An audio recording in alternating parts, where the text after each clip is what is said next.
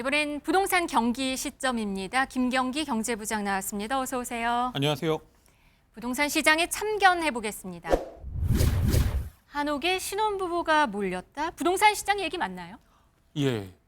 신혼부부들이 한옥을 좋아한대요. 예, 저도 아파트만 좋아하는 줄 알았는데 네. 한옥에도 몰렸다고 합니다. 이 서울시 장기 전세 주택인 이 미리네 집 얘긴데요. 네. 이 미리네 집과 연계한 공공 한옥을 서울시가 7가구를 선보였어요. 그랬더니 2,093명이 신청을 해가지고 평균 경쟁률 299대 1이 나왔다고 합니다. 공공 한옥을 7가구를 청약을 받는데 예. 2,000명 넘게 신청을 했군요. 이게 뭐냐 하면 네. 신생아 부부나 뭐 신혼부부나 예비 신혼부부가 이 그들에게 공공한옥을 시세 60%에서 70%로 일단 네. 그 임대 수준으로 공급을 하고요. 임대로 공급을 하고 그리고 이제 아이를 낳으면 그 10년 거주 후 10년을 계속 거주할 수 있는 최대 20년까지 거주할 수 있는 장기 전세 주택으로 이주하는 그런 어떤 네. 이 브랜드가 미리네 집 연계형 공공 한옥이라고 네. 이번에 이름을 붙였거든요. 그런데 이번에 이렇게 몰린 거예요. 네. 요즘 한옥 예. K컬처 인기와 더불어서 예. 한옥에 몰리는 것도 네. 좀 주목해 봐야 되는 그런. 일단 입지가 좋았습니다. 아, 종로 성북구였고요. 뭐 도심이 가까웠고 그리고 원룸형부터 방 4개 뭐 여러 가지 다양한 종류의 어떤 주택형도 선보였고 그래서 이미 뭐 7월부터 14일까지 먼저 이 사전 개방 행사를 했는데 네. 그때 3,700명이 넘게 왔대요. 그래서 잘 될 거였구나. 이미 뭐 예감이 됐던 그런 상황이라고 합니다. 예. 다음 키워드 보겠습니다.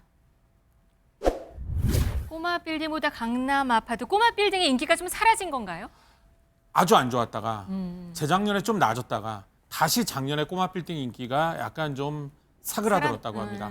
뭐 가장 큰 이유는 네. 강남 아파트 대체제인 강남 아파트 값이 워낙 떴고요.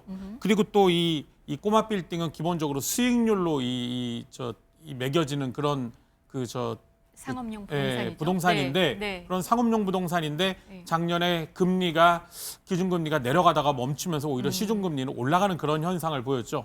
그렇다 보니 지난해 1월부터 11월까지 전국 빌딩 거래 건수도 5.2%가 줄었고요. 그리고 특히 꼬마 빌딩으로 저희가 부르는 10억에서 50억 미만 거래는 더 줄어가지고 9.9%나 24년보다 25년이 더 줄었다고 합니다. 그래도 꼬마 빌딩 이러면 사람들이 돈 있는 자산가들은 좀 재테크로 많이 생각을 하던데요. 그렇지도 않나요? 그만큼 여전히 지금 현재로서는 어차피 내가 꼬마 빌딩을 투자할 것이냐 아파트를 살 것이냐 둘 중에 하나였는데 워낙 아파트 값이 급등을 하다 보니 주로 꼬마 빌딩 사실 그런 계획을 가졌던 분들이 일단 아파트를 안 팔았던 거죠. 예, 그래서 이 꼬마 빌딩에 몰리는 수요가 적었는데 또 지금 아파트 대출 규제가 너무 심해지고 있고요. 그리고 또 이 금리가 지금은 좀 높지만 약간 인하 추세로 계속 가게 되면 그래도 꼬마 빌딩 여전히 매력을 가지시는 분들이 많아서 수요가 살아날 수도 있지 않을까 그런 생각을 해봅니다. 네. 예. 이재명 대통령의 SNS 글입니다. 어제 올라간 글입니다. 시장을 이기는 정부도 없지만 정부를 이기는 시장도 없다. 이 얘기를 하면서 부동산 불로소득 공화국 얘기까지 했습니다. 예. 이거는 어떻게 이해를 해야 될까요? 부동산 시장에 아주 강력한 메시지를 던진 거라고 볼 수 있을 것 같습니다. 이재명 대통령이 지난 금요일부터 지금 SNS에 연이어 글을 올리고 있어요. 부동산과 관련한 글을 연이어 올리고 있는데 네.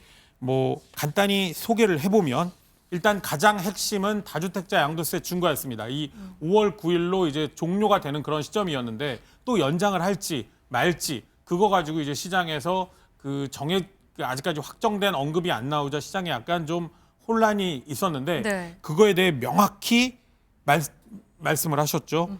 5월 9일 종료는 이미 정해진 것. 재연장하는 법 개정을 또 하겠지라고 생각한다면 오산. 비정상으로 인한 불공정한 혜택을 없애야 한다고 다주택자 양도세 중과는 비정상으로 인한 불공정한 혜택이라고 콕 집어 말했습니다. 네, 결과적으로 안 하겠다는 거예요. 안 하겠다는 거죠. 예. 그것뿐만이 아니었어요. 네. 뭐 대한민국이 예측 가능한 사회로 복귀 중이다. 뭐 심지어 이게 어제 올린 글인데 시장 이기는 정부는 없지만 정부 이기는 시장도 없다. 이 시장과 사실상 어떻게 보면 만약에 시장이 정부의 뜻대로 안 가면 이 각종 세금 카드를 꺼내면서 전면전을 할 수도 있다는 어떤 강한 경고의 메시지로도 해석될 수 있는 그런 언급까지 했습니다. 네.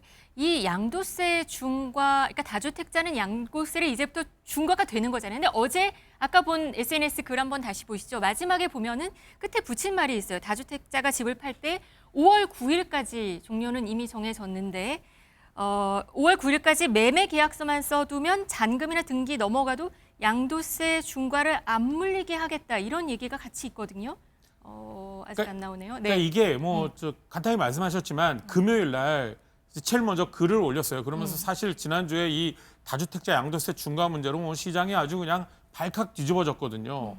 그러면서 5월 9일까지 원래 이 양도세 중과는 기준이 잔금일입니다. 네. 그러면 5월 9일 전까지 잔금까지 치러야 된다는 건데 3달밖에 안 남았으니 너무 촉박하다부터 시장에서 이거 팔라는 거냐 여러 가지 불만의 목소리와 혼란이 제기되니 어제 SNS로 대통령이 명확하게 다시 나는 이 양도세 중과를 시행할 것이다 라고 밝히면서 다만 정부도 잘못한 게 있으니까 그동안 4년간 비정상을 정상인 것처럼 유예를 해줬으니 그러니 그 잔금 기준이 아닌 계약 기준으로 바꾸겠다. 그래서 이제 계약만 하면 그러면 다주택자 양도세를 중과하지 않겠다는 뜻을 밝혔죠. 그러면서 이제 계약에서 잔금에서 계약으로 바뀌니까 지금 1월 말이잖아요.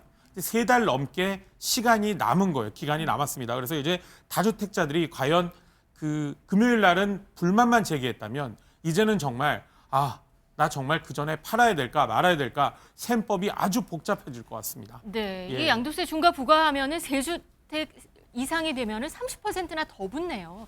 그럼 예, 80%가 넘는 거네요. 예, 세금이. 다주택자들이 고민하는 이유는 바로 이 세율 때문이에요. 이 조정 대상 지역에서 2주택자가 1주택자는 기본 세율이 6에서 최대 45%거든요.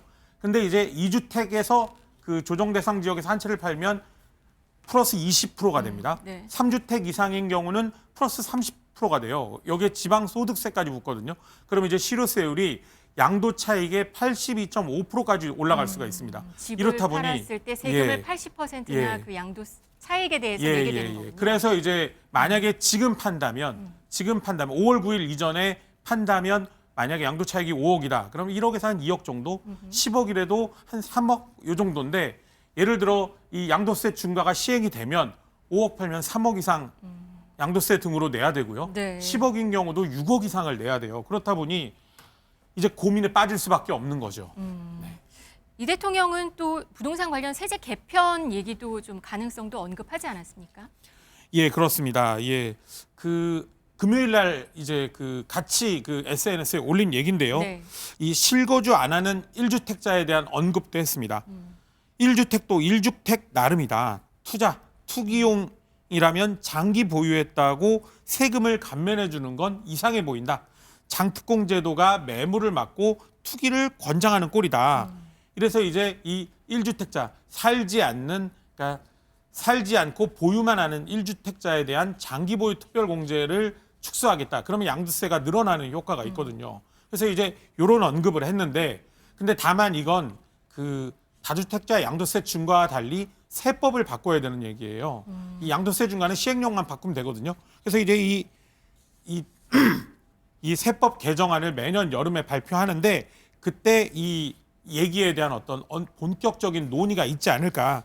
특히 비정상, 불로소득이라는 표현까지 썼기 때문에 다주택자나 1주택 비거주자에 대한 어떤 그 보유세를 늘리는 거에 대해서 어떤 그 세법 개정안에 대한 이제 본격적인 논의가 시작될 것으로 그런 예상이 됩니다. 네, 이렇게 한다는 거는 다주택자에게 집을 팔아라, 매물을 내놔라 이렇게 해석을 할 수 있을 것 같은데요. 그럼 여기서 마지막 질문 가겠습니다.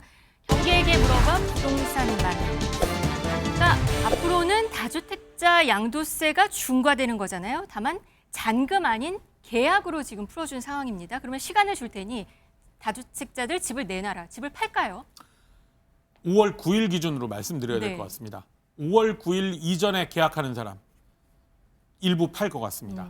네, 가장 큰 이유는 이 다주택자들 중에도 집을 팔고 싶은 분들이 지금 있거든요. 그런데 사실 집값이 더 오를 것 같으니까 팔까 말까 고민이었어요. 그런데 대통령이 확실하게 그때까지 안 팔면 세금을 늘리겠다는 그런 얘기를 했단 말입니다.